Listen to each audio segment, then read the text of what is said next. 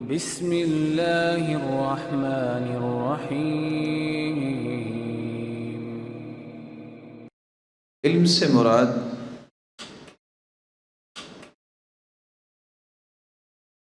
وَإِدْرَاكُ الشَّيْءِ بِحَقِيقَتِهِ، کسی چیز کی حقیقت کو پا لینا، اس کو علم کہتے ہیں۔ بنیادی طور پہ علم کا معنی ہوتا ہے پہچان، علم کا معنی ہوتا ہے معرفت اور ادراک۔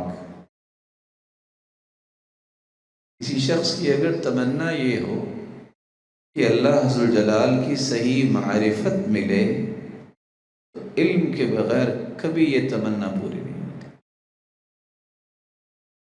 اگر اس کی یہ خواہش ہو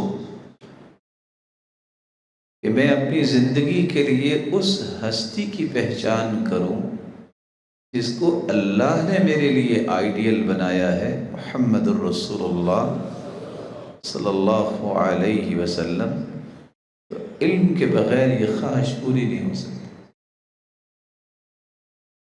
اگر کسی کا ذوق یہ ہو کہ مجھے اپنی زندگی کے مقاصد کا ادراک ہونا چاہیے، تو یہ ذوق اس وقت تک پورا نہیں ہو سکتا جب تک وہ علم نہیں سیکھتا۔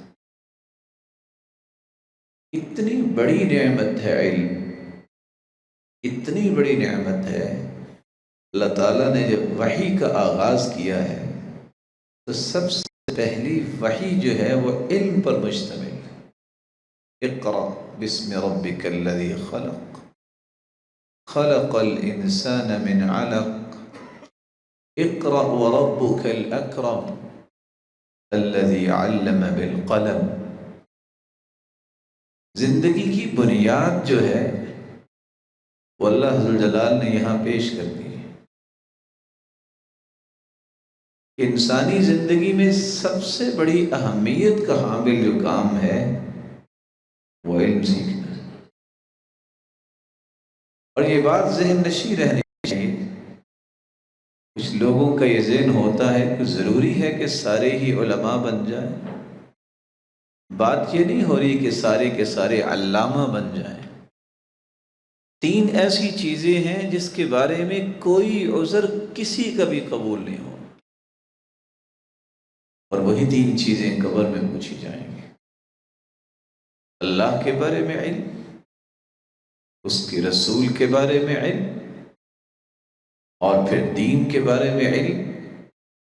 اگر دعویٰ یہ ہے کہ وہ مسلمان اور مومن ہے تو پھر اسے ان تین چیزوں کے بارے میں تو علم ہونا چاہیے۔ اس کے بارے میں قیامت کو اس کا عذر نہیں سنا جائے۔